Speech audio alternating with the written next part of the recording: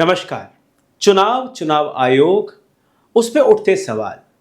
हर बार ऐसा क्यों होता है कि जब इलेक्शन का रिजल्ट आता है उसके बाद तमाम सवाल जो है ईवीएम के इर्द गिर्द गूंजने लगते हैं।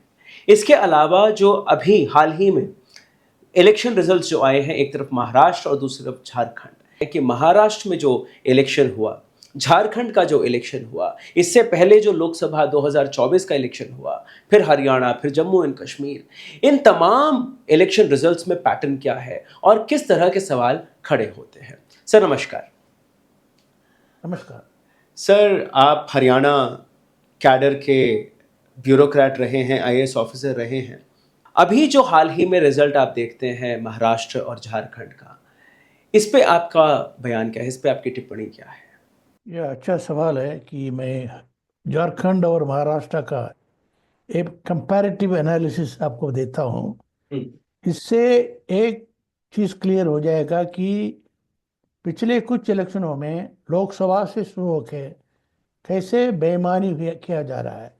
हम्म। इलेक्शन जो है बिल्कुल बेईमान, हम्म। बेईमानदार चीज़ हो गया है हिंदुस्तान में। हम्म।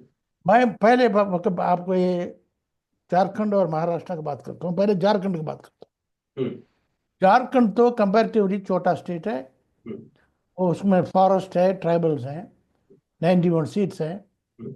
और उसमें एक तरफा जेएमएम और कांग्रेस, दूसरा तरफ का बीजेपी लड़ रहे थे। महाराष्ट्र बहुत बड़ा स्टेट है, 288 सीट्स हैं। हम्म। एक साइड में वो महायुति, एक वो दूसरा गठबंधन, दो अलायंसेस। महाराष्ट्र में देखिए, ये तो बिल्कुल डिफेक्टर गवर्नमेंट है। हम्म। पिछले सरकार का मैंडेट को इसने दूर उठा के फेंके, उसको 420 ही करके पूरा डिफेक्शन से बना हुआ है। सुप्रीम कोर्ट से भी कहा कि डिफेक्टर गवर्नमेंट है। तो वो तो बिल्कुल एंटी इनकम्बेंट से वो इलेक्शन फेस कर रहे हैं। अब ये इलेक्शन रिजल्ट कैसे आ रहे हैं देखिए, इतना अजीब से है, इतना ब्रेजन जो इलेक्शन कमीशन जो कर रहा है, बेईमानी, आप हैरान हो जाएंगे। मैं बताता हूँ ये इनका पैटर्न अभी क्या हो गया। ईवीएम लाने के बाद वीवीपैट को तो इन्होंने वो खत्म कर दिया। दरकिनार कर। पेपर स्लिप, पेपर स्लिप तो गिनते नहीं है। VVPAT voter verifiable paper audit trail जो लाया था, सुप्रीम कोर्ट का जो ऑर्डर था 2013 में, सुब्रमण्यम स्वामी का जो केस में, वो तो उसको तो खत्म कर दिया। वो तो तमाशा बना दिया। कहते पेपर स्लिप को काउंट करेंगे नहीं है, लास्ट में खत्म होने के बाद कोई 10-15 काउंट कर देंगे, तो वो तो कुछ भी नहीं है। सिर्फ वो इलेक्ट्रॉनिक मेमोरी का काउंट करते हैं, जो बटन दबाया था उसको काउंट करते हैं। बिल्कुल इनकार कर दिया, हम सब काउंट नहीं करेंगे। सुप्रीम कोर्ट ने भी कह दिया काउंट करने की जरूरत नहीं है। तो वीवीपैट तो पूरा फ्रॉड बना दिया उसको। तो ये वेरीफाइबिलिटी है नहीं, voter verifiable paper audit trail. VVPAT का मतलब ये है कि वोटर जो है मशीन में जब बटन दबाता है उसको पता ही नहीं है वोट गिनता है नहीं गिनता है, गिरता है नहीं गिरता है, गिरने के बाद भी गिनता है नहीं गिनता है, कुछ नहीं पता। पेपर बैलेट में पता है। इसके लिए तो वीवीपैट स्लिप लाया था, वो तो इनकार कर दिया, हम गिनेंगे नहीं है, सिर्फ 7 सेकंड दिखाएंगे, उसमें तो कोई नजर नहीं आता है। 90% लोग तो उसको देखते नहीं है। तो वीवीपैट को तो पूरा फेल करवा करके, जीरो करवा करके, तो क्या कहते हैं वेरीफाइबिलिटी नहीं है, तो ईवीएम में बल्क मैनिपुलेशन कर सकता है। पेपर बैलेट में भी हेरा फेरी होता था। मैंने कहता हूँ ये नहीं है, लोग जो कहानी बना रहे हैं पेपर बैलेट में ये स्टफिंग हो जाएगा, ये हो जाएगा, हो जाएगा, होता। मगर कुछ 100, 200, 300 करने से पहले पकड़ा जाएगा, पकड़ा हो जाएगा। They will be caught red handed. Okay. Particularly आजकल का जो कम्युनिकेशन सिस्टम है कि वो उसको 10-15 मिनट से ज़्यादा नहीं कर सकता है। तो मैक्सिमम 100, 200, 300, 500 वोट ईवीएम में पता नहीं कहाँ से मैनिपुलेट कर रहे हैं। हिंदुस्तान के अंदर भी नहीं हो सकता, फॉरेन कंट्री में बैठ के भी कर सकते हैं। मशीन में तो कुछ भी कहीं से भी मैनिपुलेट करो। वो टॉप टेक्नोक्रेट ने वो रिसेंटली वो टेस्ला का एलॉन मस्क ने भी बताया, एलॉन मस्क ने बताया कि हम कुछ भी कर सकते हैं। तो ये क्या करते हैं, इसको फायदा उठा करके इलेक्शन का रिजल्ट मैनिपुलेट करते हैं। तो इलेक्शन कमीशन ने इतना 420 बनाना शुरू कर दिया। एक तो वीवीपैट स्लिप को नहीं गिनेंगे, बंद कर दिया वेरिफेबिलिटी। दूसरा, टोटल वोटिंग कितना होता है, नंबर नंबर नहीं देंगे, सिर्फ परसेंटेज देंगे। परसेंटेज तो नहीं आता उनको, उनको तो रिपोर्ट होता है रिटर्निंग ऑफिसर का, नंबर ही होता है, पर पब्लिक को नंबर नहीं देंगे। फिर फॉर्म 17C नहीं देंगे। अगर कोई लाखों रुपए खर्च करके आदमी लगा करके लेना है तो ले लो, नहीं तो नहीं लेंगे। तो कोई तो ये ट्रांसपेरेंसी इलेक्शन में नहीं है, उसको तो बंद कर दिया। बंद करने के बाद उन्होंने रास्ता खोल दिया कि हेराफेरी करने के लिए, मैनिपुलेट करने के लिए, कहीं कोने पे कहीं से बैठ कर कई तरीका से, वो तरीका हमें पता नहीं अभी तक। पूरा के पूरा ईवीएम बदल देते हैं, ईवीएम का अंदर ही बैठ करके पोलिंग स्टेशन में भी कर देते हैं। कई कई मेथड है, और रिमोट से कर सकते हैं। कई मेथड से ये बल्क मैनिपुलेशन करते हैं। अभी मैं आपको एक एग्जाम्पल देता हूँ, ये झारखंड का और महाराष्ट्र का फर्क। झारखंड में 2 फेज में इलेक्शन हुआ है, फेज 1 फेज 2। फेज 2 में वो ये कहते हैं, उसको ड्रिल आपको पता है कि शाम को 7 बजे फर्स्ट रिपोर्ट आता है, फिगर्स एज ऑफ 7 PM। वो फिगर जाता है 11:30, 11:30 रात के को। 11:30 बजे वो आता है। वो 11:30 बजे वो प्रोविजनल फिगर है। फिर next day returning officer observer सारे बैठ करके वो टैबुलेट करने के बाद नेक्स्ट डे फाइनल फिगर देते हैं। वो सारे ड्रिल है 24 घंटे के अंदर, वो फाइनल है। ये दोनों का आपस में स्टैंडर्ड वेरिएशन कहते हैं अंग्रेजी में, वो मैक्सिमम ½ % और 1% होना चाहिए। चलो 1.5% भी कह दें, 1.5% भी कह दें, 1.5% के ऊपर तो होना ही नहीं चाहिए, किसी इसमें नहीं होना सके। बल्कि अब अभी तो उससे कम होना चाहिए। ये तो पेपर बैलेट का टाइम का था। वो लोग वो ये तो जिसके पास सेल फोन वगैरह नहीं था, कम्युनिकेशन बड़ा वीक था। अभी तो कम्युनिकेशन तो बिल्कुल फर्स्ट क्लास है। अभी तो 0.3%, 4% भी नहीं होना चाहिए। हम तो कह लेते हैं 1%, 1.5%। नो, क्या हुआ देखिए, क्या हुआ झारखंड में। फर्स्ट फेज में इनका वेरिएशन था 1.79% वेरिएशन। फर्स्ट फेज में 1.79%। मैं हमने उसको ब्रेक डाउन कर दिया कॉन्स्टिट्यूएंसी वाइज। और अब हर कॉन्स्टिट्यूएंसी में वो मेरे ख्याल 43 सीट्स इलेक्शन में गए हैं। उनका जो फर्क है कि 5,700 का फर्क पड़ा हर कॉन्स्टिट्यूएंसी में। ओके, सेकेंड फेज में 0.086 हर कॉन्स्टिट्यूंसी में 2,800 वोट का फर्क पड़ा। तो दोनों एवरेज करने के बाद ये निकल आएगी 1.39% निकला। वो that is well with in the standard variation. तो वहाँ 56 सीट्स जेएमएम जीते हैं और बीजेपी हारे। कांग्रेस ने, बीजेपी में अपोजिशन पार्टी ने रूल गवर्नमेंट बनाया। देखो, ये वेरिएशन वाज 1.39%। और महाराष्ट्र का देखो, महाराष्ट्र का सिंगल फेज में उनका वेरिएशन जो है 7.83%। 7.83%। हर कॉन्स्टिट्यूंसी में फर्क पड़ता है 26,379। 26,000 है, वहां क्या 3,000 है या 26,000। ये इतना वेरिएशन हुआ है। इस वेरिएशन की वजह से करीब 100 कॉन्स्टिट्यूएंसी जो है वो रूलिंग पार्टी के पास गया। एंड तो छोटा था एंड देखिए, नहीं नहीं, एंड देखिए 89% बीजेपी था। 148 सीट से उन्होंने 100, मतलब सारे 89% सीट जीता 89% है, स्ट्राइक रेट है। स्ट्राइक रेट है। और बाकी दोनों पार्टी का 82% स्ट्राइक रेट है। ना वहाँ वेरिएशन 1% के करीब है, वो 80% स्ट्राइक रेट है वो जेएमएम का। इससे बिल्कुल साफ होता है कि ये जो इलेक्शन खत्म होने के बाद पैडिंग करते हैं, ये कोई भी तरीका डेवलप कर दिया है इलेक्शन कमीशन ने, परफेक्टली आउट कर दिया है। यही पैटर्न था हरियाणा जम्मू एंड कश्मीर में, यही पैटर्न था लोकसभा इलेक्शन। लोकसभा हमने रिपोर्ट डिटेल में दिए हैं। तो वो इसका मतलब और ड्रिल इसको बनाया हुआ है कि ये डिक्लेयर कर लेते हैं, वो काउंटिंग और रशिंग करके डिक्लेयर करके दस्तखत कर लेते हैं, करने के बाद मामला खत्म हो जाता है, डिक्लेयर कर लेते हैं।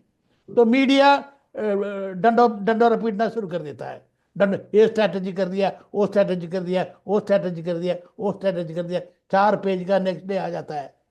ये स्ट्रैटेजी किया है, ये किया है, ये औरतों को ये दे दिया, मर्दों को ये दे दिया, वो दे दिया, वो दे दिया, वो इलेक्शन वोटर जो है वो स्लेव जैसे खड़ा होकर के वोट दे दिया, बीजेपी को, रूलिंग पार्टी को दे दिया। ये मीडिया से करवाते हैं। गवर्नमेंट पूरा इसको सपोर्ट करता है। और अब कोर्ट के पास जाए, कोर्ट कर देते हैं, नहीं देखो इलेक्शन रिजल्ट हो चुका है, हम अभी कुछ नहीं कर सकते हैं, अब आप तो रूटीन में जो है इलेक्शन पिटीशन फाइल करो। इलेक्शन पिटीशन फाइल होता है 5 साल 10 साल, कुछ नहीं होता है। तो बिल्कुल फ्रॉड मॉडल बना दिया है इलेक्शन कमीशन ने, सब उनको सपोर्ट कर रहे हैं। और ये अपोजिशन के पास दम ही नहीं है, बकवास, बिल्कुल दम नहीं है।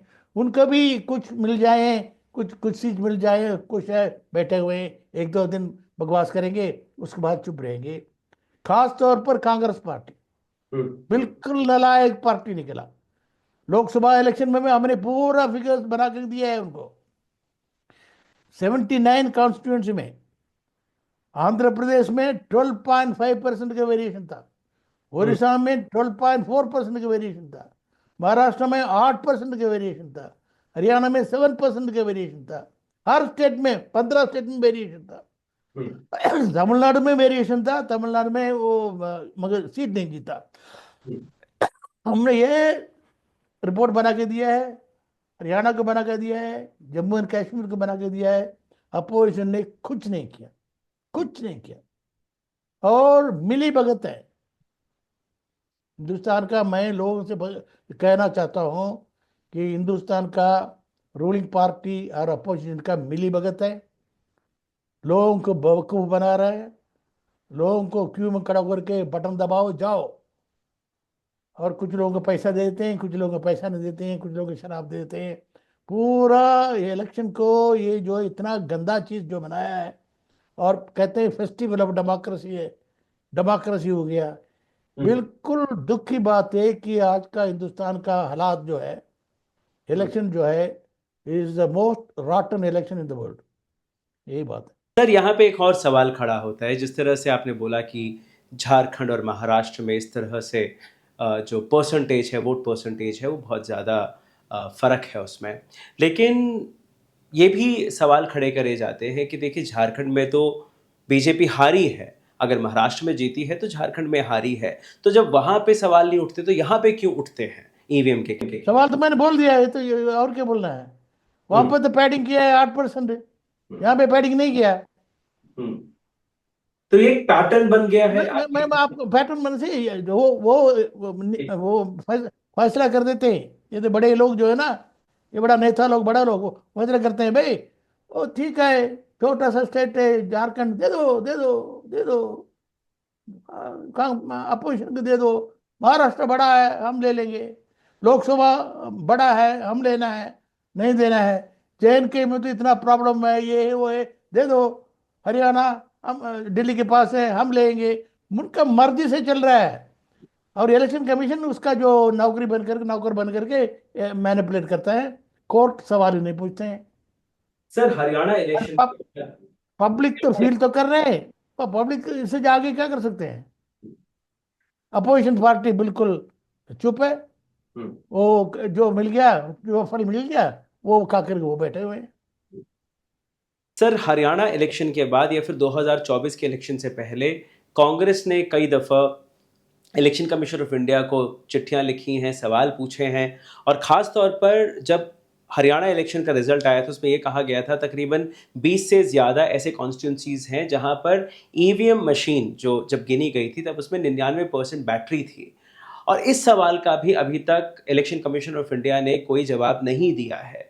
तो एक तो किस तरह से वो बैटरी इंक्रीज हुई 99%, पहला सवाल ये आता है। और दूसरा, कांग्रेस ने अगर सवाल उठा दिए, उसके बाद कांग्रेस कहीं ना कहीं शांत हो जाती है, दोबारा वो सवाल नहीं पूछे जाते हैं। जैसे आपने पहले से कहा कि कांग्रेस एक तरह से एक दो दिन वो लोग आवाज उठाते, एक दो सवाल पूछते, उसके बाद चुप हो जाते हैं। तो क्या ऐसा ही दोबारा होने वाला है? महाराष्ट्र इलेक्शन हुआ है, अगर कांग्रेस चुप होगी तो क्या उद्धव ठाकरे की जो पार्टी है या फिर शरद पवार जी हैं, क्या वो भी लोग भी शांत होंगे? क्योंकि इस बारी जो इलेक्शन रिजल्ट आया है, 288 सीट्स हैं महाराष्ट्र में, जहां पे इनके 55-56 सीटों में सिमट गए, वो भी कांग्रेस, शरद पवार जी की एनसीपी और उद्धव ठाकरे जी का जो शिवसेना गठबंधन वो है, पार्टी है। और क्या महाराष्ट्र में लोग कोई सवाल बीजेपी पूछने वाले हैं? बीजेपी का स्ट्राइक रेट 89% है, हम्म। कांग्रेस का स्ट्राइक रेट 16% है। हम्म। कहां से कहां देखिए, हम्म। 89%, नियर 100%, रशियन टाइप। राइट। यहाँ आपने बहुत अच्छा सवाल पूछा है। मैंने दूसरा फोरम से ये बात की है हम्म। लोकल डिस्कशन में। हम्म। कांग्रेस का बिल्कुल लीडरशिप नहीं है, हम्म। अब बिल्कुल लीडरशिप ना होने के बराबर है। हम्म। उनको प्रियोरिटीज के बारे में कोई आइडिया नहीं है। हम्म। वो राहुल गांधी ने रिस्क लेकर के, आपने कांग्रेस का स्पेसिफिकली पूछा था इसलिए मैं बात करना चाहता हूँ। वो पूरा एक भारत जोड़ो यात्रा किया था, हम्म। कन्याकुमारी से लेके कश्मीर तक, फिर वो मणिपुर से मुंबई तक। लोगों के मन में बहुत उत्साह पैदा किया, हम्म। होप पैदा किया है। हम्म। ऑल्टरनेटिव आ रहे हैं, 10 साल से हम ये बुरी हालत हो गई है, अभी कोई नया। और इंडिया ब्लॉक भी बनाया है, हम्म। इंडिया ब्लॉक भी बनाया है अच्छी तरह से।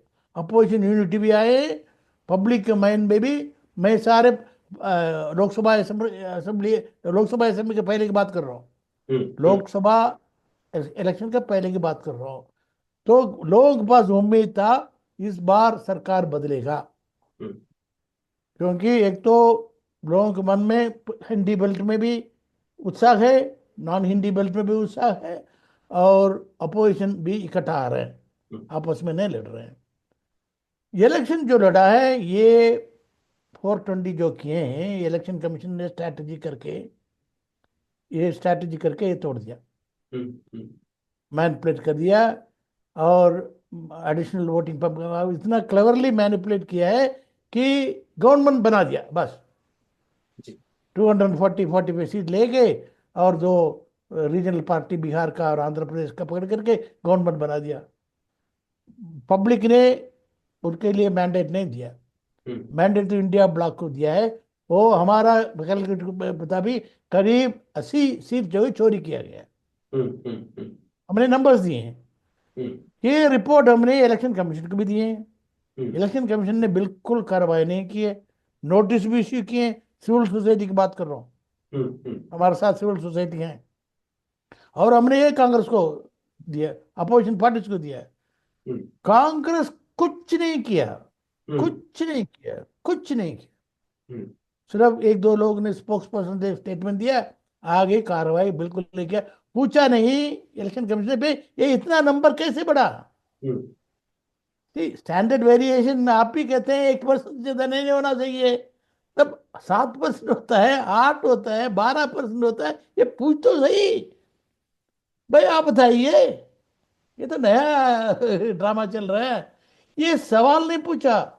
हम्म। हमारा अभी हरियाणा की बात आई, सेम पैटर्न करके हमने दे दिया।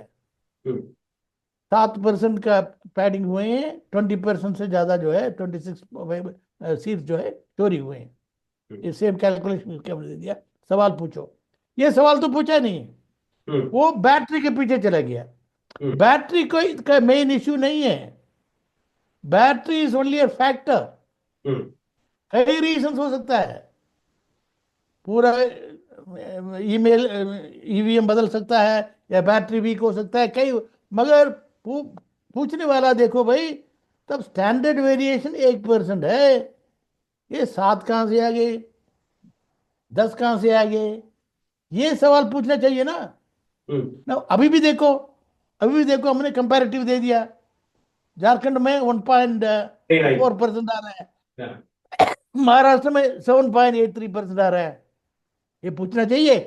अभी तक पूछा? अभी तक पूछा? हमें कोई कांटेक्ट ही नहीं किया। अभी अभी अभी और कोई बकवास करते चल रहा है।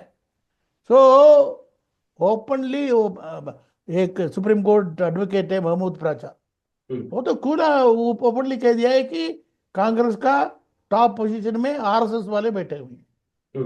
मिली भगत है, मिली भगत चल रहा है, लोगों को उल्लू को पट्टा बना रहा है। लोगों को तो कहते हैं इलेक्शन है, ये है। और राहुल गांधी जो है अपना 2-3 पेट टीम लेके घूमते हैं। एक वो किताब लेके घूमते हैं। किताब के अंदर कॉन्स्टिट्यूशन, कॉन्स्टिट्यूशन किताब में नहीं है।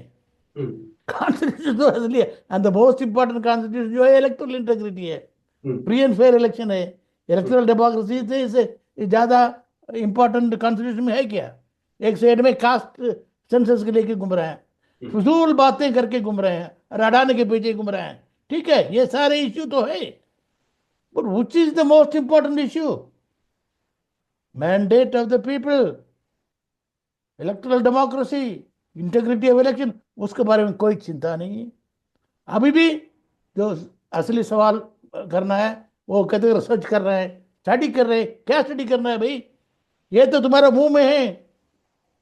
ये जो वेरिएशन है मुंह में है। ये इलेक्शन कमीशन का नंबर दिए हैं, हमने कोई नया इन्वेंट नहीं किया है। ये इलेक्शन कमीशन ने जो परसेंटेज दिया है उसे हमने मैथमेटिकल कैलकुलेशन, स्टैटिस्टिकल कैलकुलेशन किए हैं। तो एज ऑफ नाउ कांग्रेस तो बिल्कुल मरा पड़ा है। इसके बारे में 3 बार हमने देख लिया, लोकसभा इलेक्शन में देख लिया है, हरियाणा का देख लिया है, और ये भी अभी 2-3 दिन हो गया है। पॉलिटिकल पार्टीज के ऊपर हमारा भरोसा बिल्कुल खत्म हो रहा है। तो इंस्टीट्यूशन, कोर्ट भी जो है सुनते नहीं है। तो आखिरी जो है डेमोक्रेसी को प्रोटेक्ट करना है, तो पब्लिक के हाथ में है। पब्लिक जो करना चाहते हैं वो तो उसके बारे में तो अलग बात करना पड़ेगा। सर, जो 2024 लोकसभा इलेक्शन में जो मैंडेट दिया गया था इंडिया ब्लॉक के लिए, और इंडिया ब्लॉक एक तरह से जिस तरह से वो मुखर होके सामने आए और एक ऑप्शन दिया गया था लोगों के सामने इंडिया ब्लॉक के जरिए, लोकसभा इलेक्शन खत्म होने के बाद, उसके बाद चाहे आप हरियाणा इलेक्शन को लीजिए या फिर अभी हाल ही में खत्म हुआ महाराष्ट्र और झारखंड का इलेक्शन लीजिए, इंडिया ब्लॉक कहीं ना कहीं एक तरह से गायब ही दिखा है। इंडिया ब्लॉक की कोई मीटिंग नहीं हुई, अगर मीटिंग हुई तो उसके बारे में किसी ने बोला नहीं। ये पहली बात। दूसरी बात यहाँ पे ये देखी जा रही है, जहां राहुल गांधी को महाराष्ट्र को ज़्यादा फोकस करना चाहिए था, ज़्यादा रैलियां वहां पे करनी चाहिए थी, उसके उलट वो वायनाड चले जाते हैं, वायनाड पे वो ज़्यादा रैलियां करते हैं। ये भी कहा जा रहा है कि शायद अगर राहुल गांधी की रैलियां ज़्यादा होती महाराष्ट्र में तो शायद इनके नंबर और बढ़ पाते, लेकिन वहां पे राहुल गांधी ने सिर्फ 6 रैलियां करी। अगर झारखंड की बात करें, 200 से ज़्यादा रैलियां हेमंत सोरेन और उनकी मिसेस ने करी हैं। और इसी तरह अगर यहाँ देखें, 84 ईयर्स के हैं शरद पवार, उन्होंने ज्यादा रैलियां करी हैं राहुल गांधी से।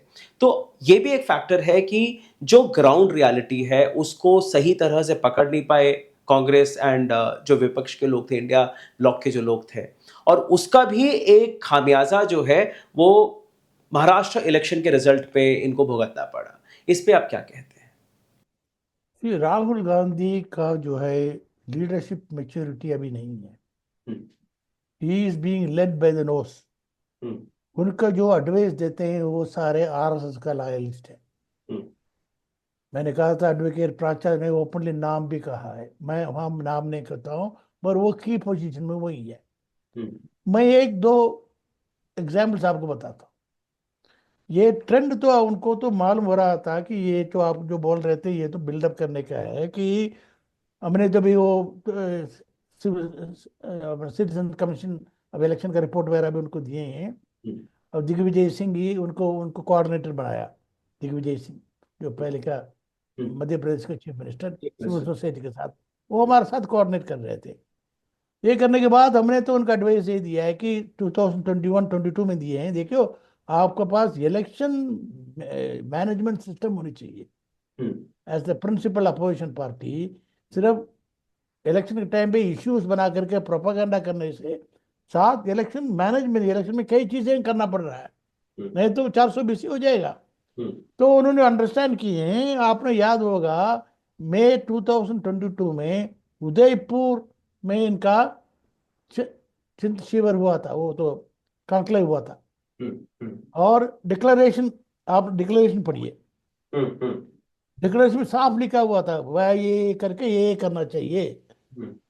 उसमें तीन इंपॉर्टेंट, एक तो स्ट्रक्चरल चेंजेस करने के लिए और ओबीसी शेड्यूल कास्ट को लाने के लिए एक था, और तीसरा उनका रेजोल्यूशन ये था एक इलेक्शन मैनेजमेंट डिपार्टमेंट बना करके इसका प्रोफेशनली ट्रेन करके इलेक्शन के लिए तैयारी करना चाहिए। 2022 में उसको अमल ही नहीं हुआ, अमल ही नहीं किया, उसको इम्प्लीमेंट ही नहीं किया। कोई इलेक्शन डिपार्टमेंट नहीं है, कोई इलेक्शन मैनेजमेंट नहीं है। और वो कहते हैं ये एक कोई वार रूम बनाया है, वार रूम बना करके हमारा जो देना बनाता है तमिलनाडु का है ना अपना सेंथिल, क्या नाम है एमपी जो बना है अभी, आईएएस आईएएस का, उसको वार रूम बनाया है, उसको कुछ नहीं दिया है। शशिकांत, शशिकांत वो हले अकेला घूमते रहता है, उसको वॉर रूम बना के दे दिया। कोई कांग्रेस में election management system is zero, zero, वो इम्प्लीमेंट नहीं किया। उसके बाद लोकसभा का उन्होंने इलेक्शन फेस किया है, फिर भी पब्लिक ने इंडिया ब्लॉक को मैंडेट दिया है। हमारा, मेरे विचार में 300 करीब उनको मिला है, इन्होंने चोरी कर दिया। हमने नंबर लेकर के रिपोर्ट सबमिट किया, जुलाई में रिपोर्ट दे दिया है, वोट फॉर डेमोक्रेसी सब अटैच कर दिया है। कांग्रेस से कोई पूछा नहीं है, पूछा ही नहीं है। इलेक्शन कमीशन से ये नहीं पूछा देखो भाई ये वेरिएशन कैसे, प्लीज एक्सप्लेन वेरिएशन अबव 1%। सी वो ये उन्होंने क्या किया, जयराम रमेश ने चिट्ठी लिखा है, अपॉइंटमेंट मांग रहे हैं, अपॉइंटमेंट मांग रहे हैं। इलेक्शन तो फ्रॉड तो करना था, कहते अपॉइंटमेंट किस लिए, कहते अपॉइंटमेंट चाहिए। कहते अपॉइंटमेंट इसलिए, ये जवाब नहीं देते, इन्हें अपॉइंटमेंट चाहिए, इलेक्शन के बारे में डिस्कस करना है। कहते इलेक्शन के डिस्कस करना है तो कोई जरूरत नहीं है, हमारा एफ ए क्यू देखो, एफ ए क्यू हमें 100 पेज का एफ ए क्यू लगा रखा है, फ्रिक्वेंटली आस्क्ड क्वेश्चन। और अब बस ये मैनुअल है, ये हैंडबुक है, उसको पढ़ लो, उसमें डिस्कस करने के लिए क्या है। They refuse to give appointment because एक तो इश्यू रेस करने के बाद ही अपॉइंटमेंट होता है ना। कांग्रेस पार्टी ने इश्यू रेस नहीं किया, हमने जो रिपोर्ट देने के बावजूद हमने इश्यू बनाया, तो ये पूछो ये वेरिएशन कैसे, state by state, her state में अलग। यूपी में बड़ा इंटरेस्टिंग आपको बताता हूँ, लोकसभा में यूपी इतना बड़ा स्टेट है, सबसे खयोटिक स्टेट है, variation was 0.5, 0.8, 0.3, except one phase, उसमें से 3 से ज्यादा था, बाकी सब एक से नीचे था। और यूपी में वेरिएशन 1 से नीचे है। आंध्र में आप 12% कैसे होगा, उड़ीसा में 12 कैसे, 12, महाराष्ट्र में 8% कैसे, आई मीन कैसे, तमिलनाडु में 6% कैसे। ये बेसिक क्वेश्चन नहीं पूछा, क्यों नहीं पूछा, मिली भगत है, मिली भगत है। आरएसएस वाले अंदर आते हैं, आरएसएस वाले जाते हैं, वो वहां से लड़ते हैं, जीत रहे हैं, यहाँ लड़के जीत रहे हैं, बस वही, वो तो खुश है। पब्लिक को तो बेवकूफ बनाओ, हम अपोजिशन है, कोई अपोजिशन नहीं है। अभी भी देखो 240 सीट उनके पास है। पार्लियामेंट में सवाल कभी पूछा, आज आज क्या हुआ पार्लियामेंट में, नहीं पता, कोई इशू रेस किया है कि नहीं। तो मेरे कहने का मतलब अपोजिशन इज ऑल्सो, ये तो बहुत बुरी हालत में है। डेमोक्रेसी बहुत खतरनाक स्टेशन में है। डेमोक्रेसी का नाम मेरे विचार में हिंदुस्तान में है ही नहीं। ये सब ये अपोजिशन का और कांग्रेस पार्टी का तो बहुत ही कमजोर है। और वो ठीक तरह से नहीं करेंगे तो ये डेमोक्रेसी तो नाम के वास्ते चलते रहेगा, बाकी तो ऑटोक्रेसी चलेगा। वोट परसेंटेज का बहुत ही बड़ा सवाल आपने उठाया है और साफ तौर पर आपने समझाया भी है किस तरह से महाराष्ट्र हुआ, हरियाणा हुआ, झारखंड हुआ, बिहार या फिर उत्तर प्रदेश, यहाँ पे किस तरह लोकसभा से स्टार्ट करो। इलेक्शन बहुत इम्पोर्टेंटली लोकसभा से स्टार्ट करो। Lok Sabha they want to capture the country. जी। Lok Sabha is most important. Lok Sabha से स्टार्ट कर लेते, ये बाकी स्टेट नहीं होता। और ये लोकसभा। सवाल पूछते हैं ना, और ये सवाल जुलाई में जब हमने 5 महीने हो गए अभी, हम्म, और ये सवाल कांग्रेस पार्टी और अपोजिशन पूछते, ये हालात महाराष्ट्र में नहीं होता, महाराष्ट्र ये में। हालात हरियाणा में नहीं होता। हम्म। मैं तो साफ कहता हूँ। तो ऑपोजिशन का एक तरह से आपने आप ऑपोजिशन के ऊपर सवाल उठाया है, कहा यह है कि अगर इन सवालों को, जो सवाल आप पूछते आ रहे हैं, जो मुद्दे आप उठाते आ रहे हैं, अगर उनको सही तरीके से मीडिया ने, ऑपोजिशन ने उठाया होता तो शायद ये हालात हरियाणा में नहीं होते और यही हालात महाराष्ट्र में भी नहीं होते। डेमोक्रेसी बहुत ही पतली हालत में है। जी कहिए। मीडिया हम्म, मीडिया बहुत बहुत थर्ड रेट हो गया है। इतना रॉटन मीडिया है, हम्म, इतना स्लेविश मीडिया हमने देखा नहीं है। क्यों मैं ये बात कर रहा हूँ? इमरजेंसी का बात करते हैं, ये इमरजेंसी की बात करते हैं। हम्म, इमरजेंसी के टाइम पे मैं था चंडीगढ़ में, कलेक्टर था। हम्म, इमरजेंसी के बाद का इलेक्शन में मैंने करवाया, हम्म, 77 इलेक्शन। हम्म, और ये अभी इतने साल के बाद ये जो अभी जो हो रहा है कि ये इलेक्शन का 77 में बिल्कुल फ्री एंड फेयर इलेक्शन था। हम्म, हम्म, ये इलेक्शन बिल्कुल फ्री एंड फेयर नहीं है। तो मेरे कहने का मतलब ये है कि ये अपोजिशन जो है वो उनका अपना रोल जो है बिल्कुल भूल गए। हम्म, तो इसलिए डेमोक्रेसी का खतरनाक ज्यादा है अपोजिशन का, ये इनकैपेसिटी की वजह से। रूलिंग पार्टी तो यही करेंगे, बेईमानी तो करेंगे, कोशिश तो करेंगे। ये इंस्टीट्यूशन सारे बिका हुआ है। Hmm, election commission completely completely surrender हो गया है, हम्म, कंप्लीटली हो गया है। हम्म, बिल्कुल सील करके रख के बैठे हुए हैं, हम्म, रिजर्व रिजर्व प्लस सिक्योरिटी लेके बैठे हुए हैं, इलेक्शन चला रहे हैं। हम्म। तो ये हालात अभी इतना अच्छा नहीं है। People will have to rise if democracy is to be defend.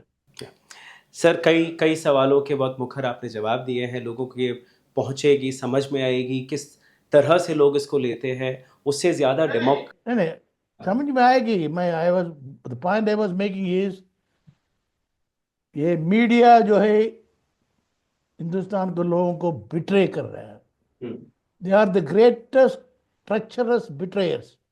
Right, right, मैं फर्क इसलिए कह रहा था, 77 में इमरजेंसी खत्म होते ही इलेक्शन के टाइम पे मीडिया केम एलाइव।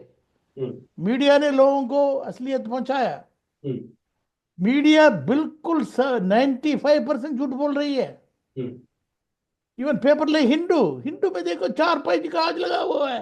है, स्टडी कर रहे हैं, स्टडी कर रहे हैं, क्या क्या सर्वे कर रहे हैं। कहाँ से सर्वे कर रहे हैं भाई 24 घंटे के अंदर? पर एक वर्ड नहीं है ये वोटिंग परसेंटेज का। 4 पेज का जो मैं हिंदू रोज पढ़ता हूँ, हिंदू के ऊपर मुझे रिस्पेक्ट था। मैंने कहा था ये गौड़ी मीडिया का नहीं है, इंडिपेंडेंट है। ये इंडिपेंडेंट नहीं है, ये सबसे घटिया गौड़ी मीडिया है। हम्म, हरियाणा का भी यही 4 पेज लिखा था, महाराष्ट्र भी यही 4 पेज, हम्म, बहुत कहानी बना करके। बट एक लफ्ज नहीं है भाई। ये झारखंड में 1% का वेरिएशन है, यहाँ 8% का क्यों वेरिएशन है? हम्म, मेरे कम से कम ये तो पूछते ही कोने पे। हम्म, कहते नहीं, इंडोर्स कर दिया, 1000 रुपया औरतों को दे दिया, औरत लोग सब स्लेव बन गया। हम्म, फलाने को ये बोल दिया ओबीसी को, ओबीसी स्लेव बन गया। अरे इंडियन पब्लिक तो ऐसे इतना आसान से स्लेव नहीं बनता। Hmm, media is most rotten in the country, that's one of the main tragedy. Right, political parties तो है, hmm, that's a problem. They multi pronged attack हो रहा है हिंदुस्तान का डेमोक्रेसी में। लोग समझना चाहिए इसको। डेमोक्रेसी खतरे में है और इस तरह से जितने भी हमने सवाल सर के सामने रखे उनके तमाम इन्होंने जवाब दिए। आशा करते हैं कि आपको ये इंटरव्यू पसंद आया होगा, काफ़ी सारी चीज़ें आपने समझ में आई होंगी और इस इंटरव्यू को आप कोशिश करिए ज़्यादा से ज़्यादा लोगों तक पहुँचाएँ बिकॉज़ डेमोक्रेसी को बचाने के जितने भी तमाम रास्ते से वो कहीं न कहीं बंद होते चले जा रहे हैं। एक ज़रिया है आपके हाथ में कि इस तरह के इंटरव्यूज़ को जब आप आगे पहुँचाते हैं लोगों तक और लोग जब इसको समझते हैं, समझने की कोशिश करते हैं तो सवाल उठते हैं। सवाल उठाना बहुत ज़रूरी होता है सरकार को देख के या फिर जितने भी इंस्टीट्यूशन हैं जो सो कॉल्ड कॉन्स्टिट्यूशनल बॉडीज़ हैं जिसको एक तरह से ये कहा गया है हाल-फिलहाल में कि धराशायी हो चुके हैं, कहीं न कहीं सरेंडर कर चुके हैं खुद को। जब तक आप सवाल नहीं पूछेंगे, शायद ये और बद से बदतर होती चली जाएगी स्थिति और एक समय ऐसा आएगा कि आप सवाल पूछने लायक भी ना रहें या फिर आपने सवाल पूछा तो आपको जेल में बंद कर दिया जाएगा। तो हम आशा करते हैं कि ऐसी स्थिति ना आए हिंदुस्तान में अभी भी कई ऐसे रास्ते हैं, कई ऐसे ज़रिए हैं जहाँ पर हम सवाल पूछ सकते हैं, सरकार से पूछ सकते हैं, इंस्टीट्यूशन से पूछ सकते हैं, यहाँ तक कि हम सुप्रीम कोर्ट से भी ये सवाल पूछ सकते हैं। लेकिन कहीं न कहीं धीरे-धीरे ये जो सवाल पूछने की जो जगह है, इसको हम कहीं न कहीं मिस करते जा रहे हैं और उससे हमें बाहर निकलना चाहिए। तो आप इस वीडियो को आगे बढ़ाइए। सर आपका जो भी समय आपने हमें दिया और उसके लिए बहुत-बहुत धन्यवाद sir. Thank you so much.